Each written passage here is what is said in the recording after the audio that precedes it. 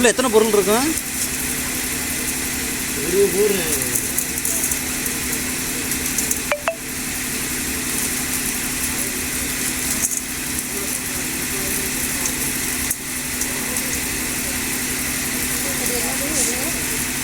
பட்டாணி மாதிரி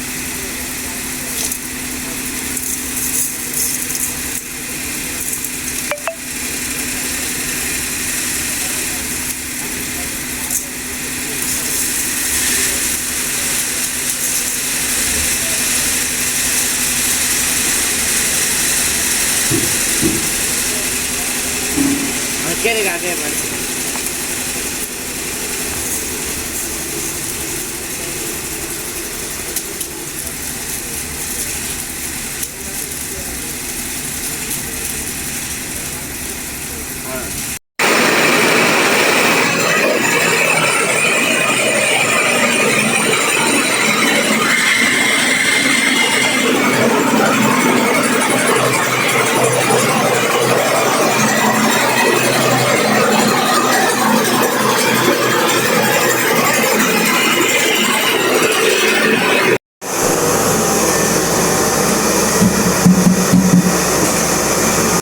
இந்த மாவை நல்லா அரைச்சி எடுத்துட்டு அதை சலிச்சிடணும். இல்லைன்னா அதில் வந்துட்டு உமி இருக்கும், அது குழந்தைங்களுக்கு ஊட்டக்கூடாதுல்ல. அதனால் நான் ஊட்டச்சத்து தானியத்தை அரைச்சிட்டு வந்தோம்ல, அதிலிருந்து நம்ம குழந்தைங்களுக்கு தேவையான அளவு எடுத்துக்கிறோம்.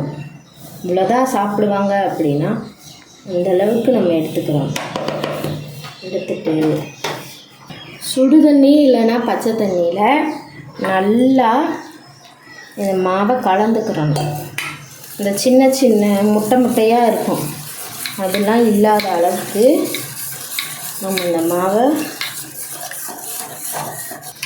மாவில் வந்து சின்ன சின்ன முட்டை மாதிரி இல்லாமல் நல்ல தண்ணியாக கலந்தாச்சு. நம்ம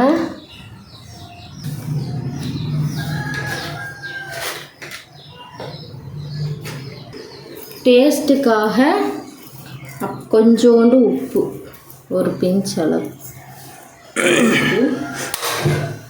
மீடியம் ஃப்ளேமில் வச்சுக்கிறோம். ஹை ஃப்ளேமில் வச்சா உடனே இதாகிடும். மீடியம் ஃப்ளேமில் வச்சு நல்லா இந்த மாவை கிண்டிகிட்டே இருக்கணும். இடையில கிண்டாமல் விட்டோம்னா அது ஒரு மாதிரி கெட்டியாகிடும். எந்த அளவுக்கு கிண்டுறோமோ அந்த அளவுக்கு தான் அந்த மாவு கொஞ்சம் நல்லா இருக்கும்.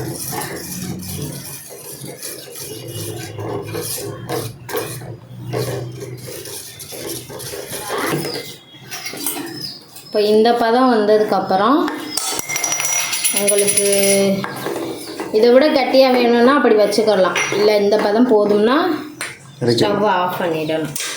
அதெல்லாம் ஆஃப் பண்ணிவிட்டு நல்லா கிண்டிடணும். அப்புறம்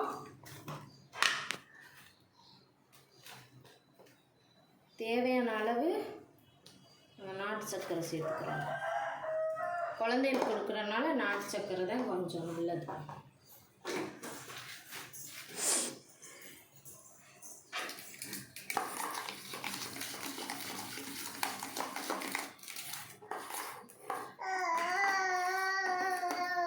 இதுக்கு முன்னாடியே கொஞ்சம் நீங்கள் இறக்கிடலாம், இதுவே கொஞ்சம் கட்டியாயிடுச்சு. அவ்வளோதான். ஸ்ரீகிருஷ்ணா